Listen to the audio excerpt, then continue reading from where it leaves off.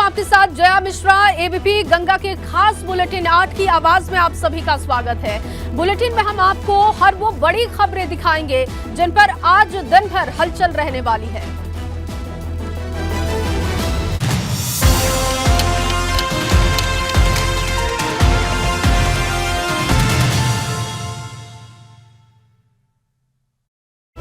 और चलिए सबसे पहले बात पीडब्ल्यूडी विभाग में तबादलों में जो गड़बड़ी के बाद एक्शन हो रहा है उसकी बात करेंगे। दरअसल गड़बड़ी को लेकर अब तक 6 अधिकारियों को निलंबित किया जा चुका है। जांच के बाद अभी भी कई सारे और अधिकारी रडार पर हैं।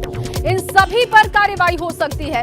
अगर अभी तक कार्रवाई की बात की जाए तो मंत्री के ओएसडी के बाद विभाग के एचओडी मनोज गुप्ता पर कार्रवाई हो चुकी है।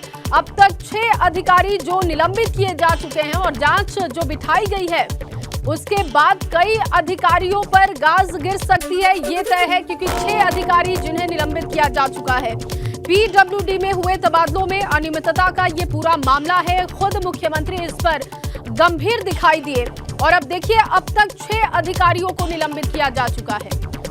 और कार्रवाई की बात की जाए तो मंत्री के ओएसडी के बाद विभाग के एचओडी मनोज गुप्ता पर कार्रवाई हुई है और उन्हें भी निलंबित किया जा चुका है।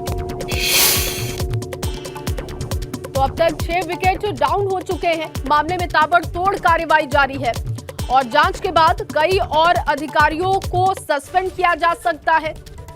गाज उन पर गिर सकती है क्योंकि जो स्थिति दिखाई दे रही है उससे ऐसा लगता है कि एक बड़ी गड़बड़ी विभाग में तबादलों के दौरान की गई है। अब तक 6 अधिकारी निलंबित किए जा चुके हैं और जांच के बाद कई और अधिकारी भी रडार पर होंगे। ये तय है क्योंकि पारदर्शिता होनी चाहिए। ये सरकार का लक्ष्य भी था। किसी भी तरीके की गड़बड़ी नहीं होनी चाहिए। जीरो टॉलरेंस की नीति से सरकार काम कर रही है। और देखिए ईएनसी पीडब्ल्यूडी जिनको निलंबित किया जा चुका है, प्रमुख अभियंता राकेश कुमार भी निलंबित किए जा चुके हैं। वरिष्ठ स्टाफ ऑफिसर शैलेंद्र कुमार जो कि निलंबित किए गए। पंकज दीक्षित पर भी एक्शन हो चुका है। ये तमाम वो बड़े नाम आपको बता रहे हैं, जिम्मेदार लोग जो कि आरोपी हैं इस पूरे मामले में, और अब उन पर कार्रवाई हुई है और अब तक 6 अधिकारी जो कि निलंबित किए जा चुके हैं। जांच के बाद कई अधिकारी भी रडार पर हैं और जैसे जैसे ये जांच बढ़ेगी अधिकारियों पर गाज गिरती जाएगी। तो कैसे खुला लूट का ये पूरा खेल, चलिए अब आपको ग्राफिक्स के जरिए जानकारी दे देते हैं। सरकार ने 3 आईएएस अधिकारियों की एक जांच टीम तैयार की थी। जांच टीम ने 200 से ज्यादा इंजीनियर्स के ट्रांसफर की जांच की। कई मामलों में गड़बड़ी सीधे दिखाई दी। जांच कमेटी को भ्रष्टाचार के कई सबूत भी मिले। विभाग के दूसरे बड़े अधिकारियों को भी लेकर जब जांच बिठाई गई तो वो सवालों के घेरे में आ गए। और आपको बताएं कि अब तक 6 अधिकारी नप चुके हैं जिनको निलंबित किया जा चुका है और भी कई अधिकारी रडार पर हैं। और ऐसे में जो बड़ी गड़बड़ी की बात सामने आई है उससे ऐसा लग रहा है कि जैसे जैसे जांच आगे बढ़ेगी वैसे वैसे अधिकारियों की मुसीबतें भी बढ़ती जाएंगी। मेरे सहयोगी विवेक त्रिपाठी लखनऊ से इस वक्त लाइव जुड़ चुके हैं। चलिए सीधे उन्हीं का रुख करते हैं, जानते हैं कि अभी स्थिति क्या है और ये जांच और कितने दिन चलेगी। विवेक, क्योंकि 6 अधिकारी तो नप चुके हैं लेकिन जैसे जैसे जांच आगे की तरफ बढ़ रही है माना जा रहा है कि कई अधिकारियों पर गाज गिर सकती है। देखिए जय, तबादलों को लेकर गड़बड़ी का जब खुलासा हुआ तो पीडब्ल्यूडी विभाग में अंदर चल रही तमाम गड़बड़ियां और सामने आई। अधिकारियों की पोल पट्टी सामने आई। मंत्री और उनके ओएसडी का खेल सामने आया कि ओएसडी किस तरह से खेल कर रहे थे, मंत्री को बता के कर रहे थे या मंत्री की जानकारी में नहीं था, ये तो जांच का विषय है। लेकिन जो विभागाध्यक्ष हैं मनोज गुप्ता, उनके भी लिए बहुत अनुकूल परिस्थितियां नहीं थी। उनकी भी तनातनी चल रही थी अपने जूनियर से। चीफ इंजीनियर पीके जैन जो मुख्यालय के हैं उनसे तनातनी चल रही थी और उन्होंने एक चिट्ठी भी लिखी थी और चीफ इंजीनियर पर असहयोग करने का आरोप लगाया था। ये चिट्ठी जो है चर्चा का विषय बनी हुई है पूरे सोशल मीडिया पर कि पीडब्ल्यूडी के अधिकारियों, जो मंत्री स्तर पर चल रहा था, जो उनके ओएसडी स्तर पर चल रहा था तबादलों का खेल, उसके अलावा जो नीचे स्तर के अधिकारी हैं उनमें भी आपस में खींचतान चल रही थी। पीडब्ल्यूडी एक मलाईदार विभाग है, अरबों के प्रोजेक्ट आते हैं, खूब पैसा है और कोई भी सरकार में, किसी भी सरकार में सबसे ताकतवर मंत्री को ये पद दिया जाता है, ये पोर्टफोलियो दिया जाता है। याद होगा आपको, शिवपाल सिंह यादव पीडब्ल्यूडी मिनिस्टर ही हुआ करते थे। मुलायम सिंह, अखिलेश यादव की सरकार में, मुलायम सिंह की सरकार में बहुत कद्दावर पोस्ट मानी जाती है। लेकिन अब जब भाजपा सरकार आई है तो एक के बाद एक पोल पट्टी खुलने लगी है कि पीडब्ल्यूडी में क्या क्या चल रहा था। जांच हुई है, 6 लोग निलंबित हुए हैं, कार्रवाई हुई है, ओएसडी के खिलाफ विजिलेंस की कार्रवाई की संस्तुति भी की गई है। लेकिन बहुत सारे लोग अभी इसमें आएंगे, इस जांच के दायरे में बहुत सारे अधिकारी आएंगे, क्योंकि जांच से जुड़ी छोटी छोटी चीज़ें भी सामने आएंगी।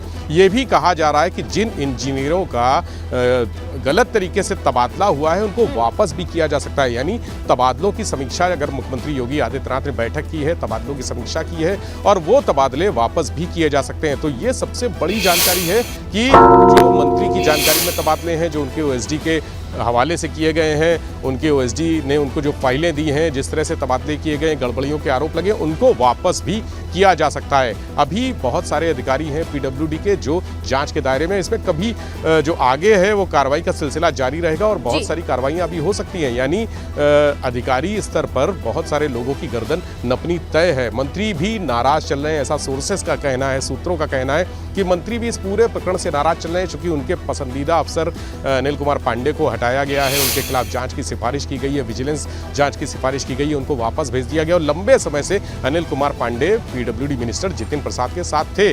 उनका चोली दामन का साथ बताया जाता है, राजनीतिक हलकों में हो या दिल्ली से लेकर लखनऊ तक। जो उनके करीबी हैं वो जानते हैं कि अनिल कुमार पांडे कितने खास। भ्रष्टाचार से न सिर्फ विभाग पर सवाल उठते हैं, न सिर्फ मंत्री पर सवाल उठते हैं, बल्कि सीधे तौर पर सरकार और सरकार की मंशा पर भी सवाल उठते हैं। जब पारदर्शिता की बात होती है तो सीएम योगी आदित्यनाथ सबसे पहले सामने आते हैं। जीरो टॉलरेंस की नीति होगी, इसी बात के साथ वो इस कार्यकाल में भी आगे बढ़ रहे हैं और तमाम ये जो तस्वीरें दिख रही हैं, बड़ी कार्रवाइयां दिख रही हैं, इस पर आगे भी आपसे अपडेट लेंगे। बहुत शुक्रिया फिलहाल के लिए विवेक, तमाम जानकारी के लिए।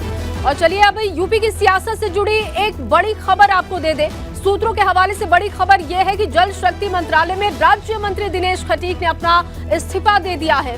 दिनेश खटीक दरअसल अपनी उपेक्षा से बेहद नाराज बताए जा रहे हैं और अब तक उनके विभाग में काम का बंटवारा नहीं हुआ है। साथ ही कुछ समय पहले उनके समर्थकों की थाने में कंप्लेन भी नहीं लिखी गई, जबकि दूसरे पक्ष की कंप्लेन ली गई और हालांकि अभी उनका इस्तीफा स्वीकार नहीं हुआ है।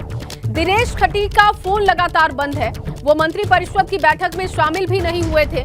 दिनेश खटीक ने अपना इस्तीफा कुल 5 लोगों को भेजा है और आपको बताएं कि इसमें मुख्यमंत्री हैं, राज्यपाल हैं, प्रधानमंत्री नरेंद्र मोदी, केंद्रीय गृह मंत्री अमित शाह और पार्टी के राष्ट्रीय अध्यक्ष जेपी नड्डा को अपना इस्तीफा भेज दिया है। और अपने इस्तीफे में उन्होंने अधिकारियों को लेकर नाराजगी भी जाहिर की है। पत्र में लिखा है कि उनके विभाग के प्रमुख सचिव और विभागाध्यक्ष उनकी नहीं सुनते हैं और इस बात से वो काम नहीं कर पा रहे अच्छे तरीके से। सूत्रों के हवाले से बेहद अहम जानकारी आपको दे रहे हैं। दिनेश खटीक ने अपने पद से इस्तीफा दे दिया है।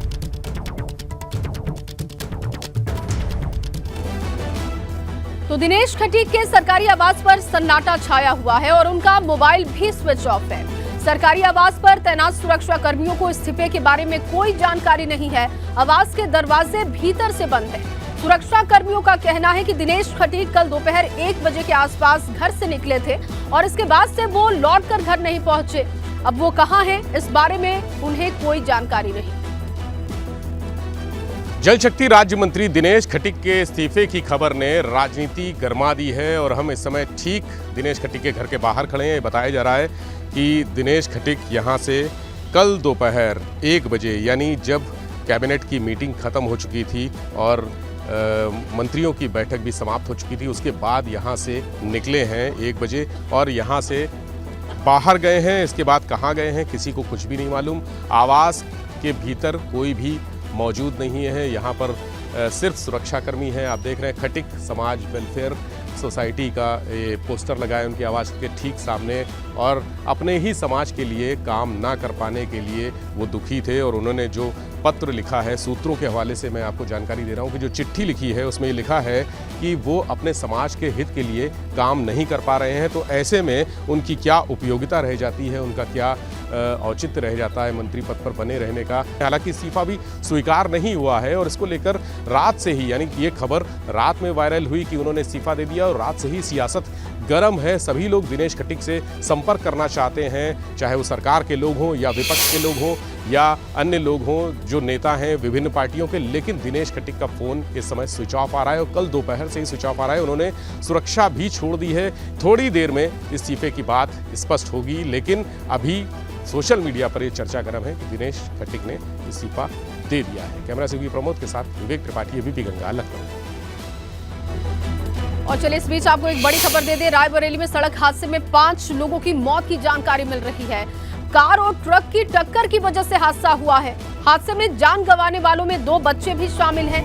जेसीबी की मदद से कार के अंदर फंसे लोगों को बाहर निकाला गया। देखिए तस्वीरें आपको दिखा रहे हैं, एक बड़ा हादसा सामने आया है और भदोखर इलाके के दरियापुर चौराहे के पास ये घटना घटी है। सूचना मिलने के बाद पुलिस की टीम मौके पर पहुंची, घायलों को अस्पताल में भर्ती करवाया गया। 5 लोगों की जान जा चुकी है। जेसीबी की मदद से कार के अंदर जो लोग फंसे थे उन्हें बाहर निकाला गया। दरियापुर चौराहे के पास ये घटना घटी है।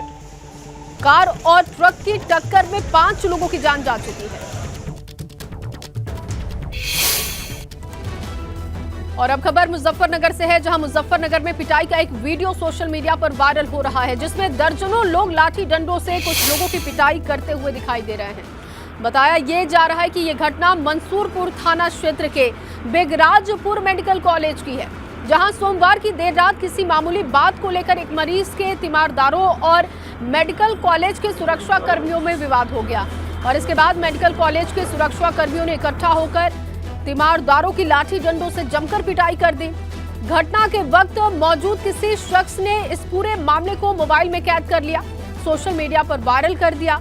इस मामले में किसी भी पक्ष ने पुलिस को अब तक शिकायत नहीं दी है। हालांकि वायरल वीडियो का संज्ञान लेते हुए आलाधिकारियों के निर्देश पर पुलिस ने इस मामले में मेडिकल कॉलेज के 7 सुरक्षा कर्मियों पर और कुछ वार्ड बॉय को गिरफ्तार किया है।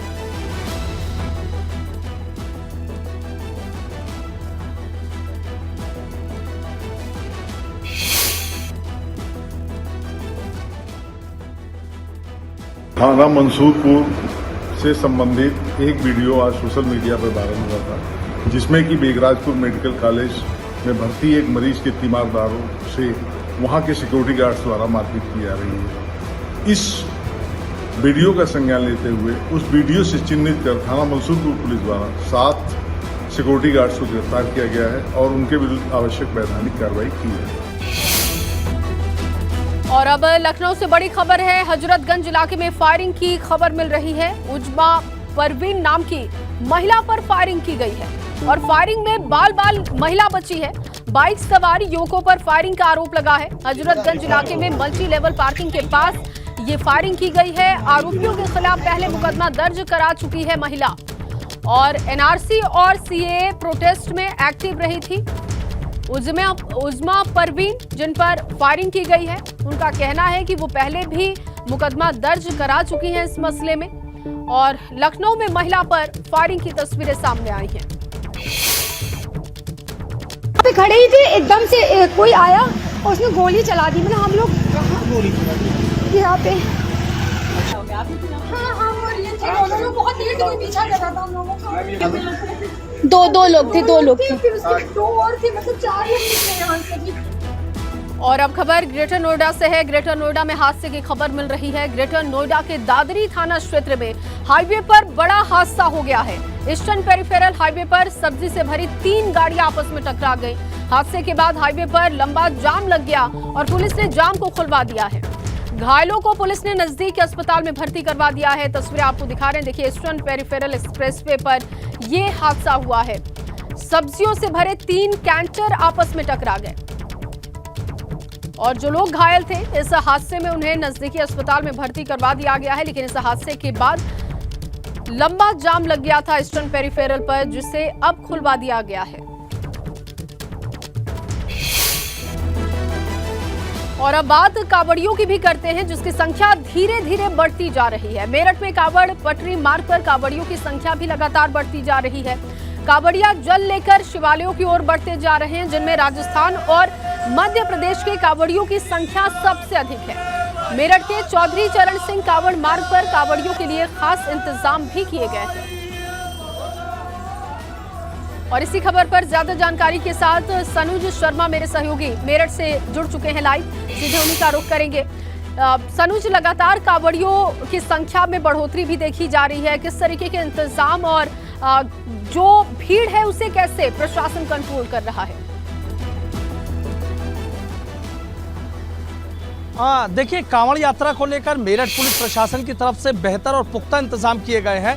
चूंकि कांवड़ियों की संख्या तो बढ़ने लगी है, लेकिन अभी चूंकि राजस्थान और मध्य प्रदेश के जो शिव भक्त कांवड़िए हैं वो टोलियों में निकलते हैं और अभी उस तरीके का जैसा माहौल 1-2 दिन बाद यहाँ दिखाई दिएगा कि पूरी तरीके से ये जो कांवड़ मार्ग है वो पूरी तरीके से शिव में और पूरी तरीके से भगवा में नजर आएगा। ये 2-3 दिन बाद तस्वीर होगी। लेकिन रही बात सुरक्षा के पुख्ता इंतजामों की, तो आप देखिए कि लगातार जो पुलिसकर्मी है वो पूरी मुस्तैदी से यहाँ पर डटे हुए हैं, पूरी मुस्तैदी से यहाँ पर जुटे हुए हैं। आप ये देखिए, चाहे दिन की बात हो चाहे रात की बात हो, पुलिसकर्मी पूरी तरीके से मोर्चा संभाले हुए हैं, कहीं किसी तरह का जाम ना लग जाए, किसी तरह की कोई दिक्कत ना आ जाए। चूंकि अभी कांवड़ियों की संख्या उतनी संख्या में नहीं बढ़ी है कि जिस वजह से यहाँ पर जो रूट को डायवर्जन करना पड़े। अभी चौपहिया वाहन जो है वो भी यहाँ पर चल रहे हैं, जो बसें हैं वो भी यहाँ पर चल रही हैं। 1-2 दिन बाद ये बताया जा रहा है कि जो हरिद्वार से बड़ा रेला चला है वो कल शाम तक या परसों सुबह तक मेरठ पहुंचेगा मुजफ्फरनगर पार करते हुए, और उसके बाद यहाँ जो सिंगल रूट है एक तरीके से यहाँ पर वन वे व्यवस्था लागू कर दी जाएगी।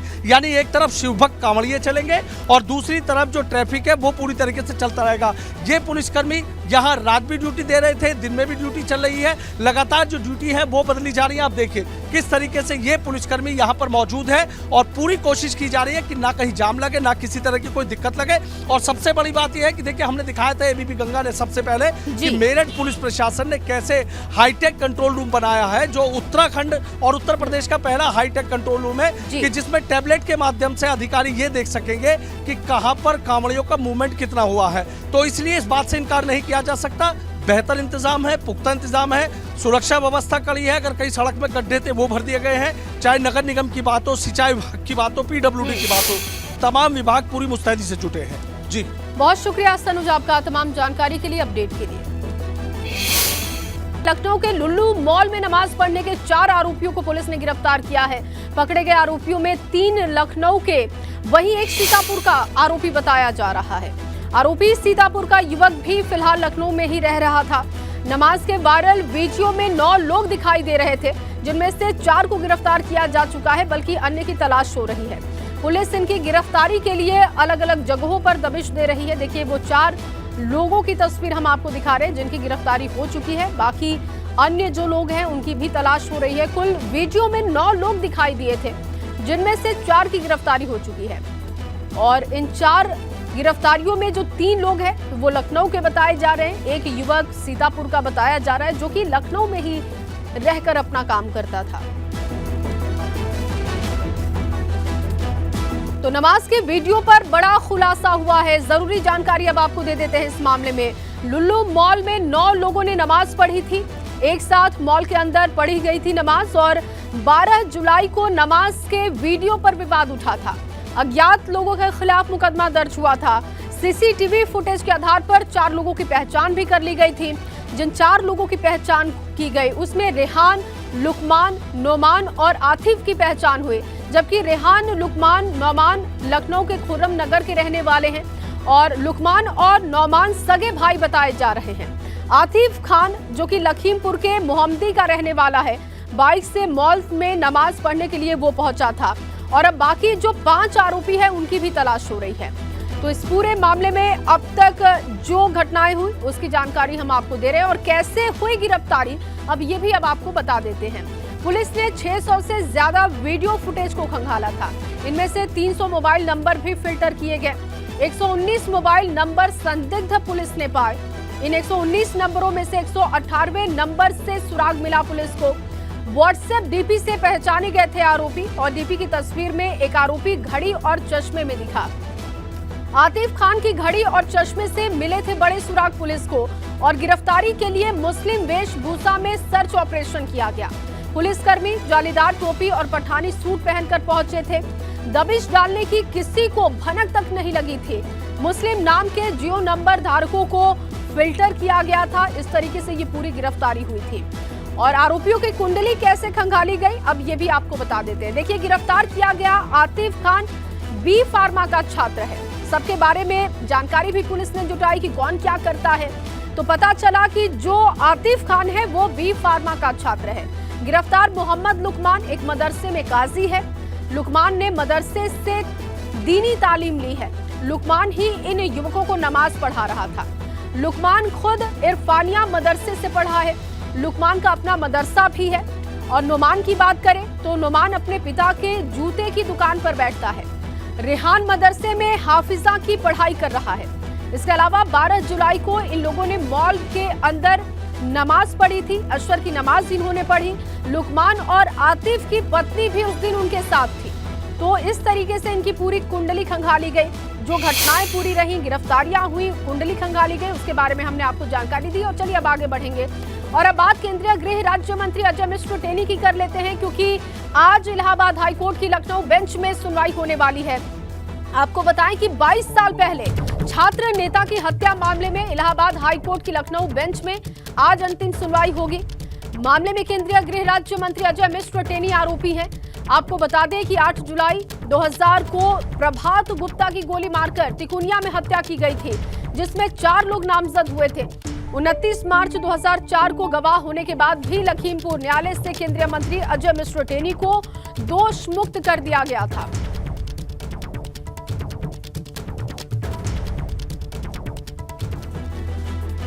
और अब उत्तराखंड से खबर आपको बता दें, जहां आसमानी आफत का कहर देखने को मिल रहा है।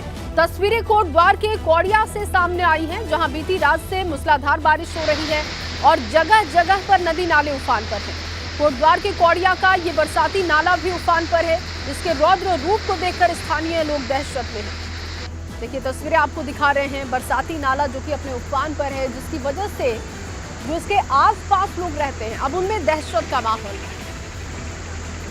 और इस रौद्र रूप को देखकर लोग डरे हुए हैं। घरों में पानी घुसने का अब खतरा बढ़ते जा रहा है, क्योंकि रातों रात नाले में उफान की तस्वीरें देखकर लोग काफी डरे हुए दिखाई दी।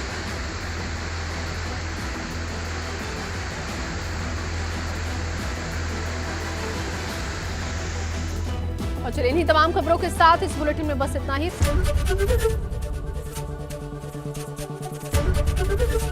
एबीपी गंगा, खबर आपकी, जुबान आपकी।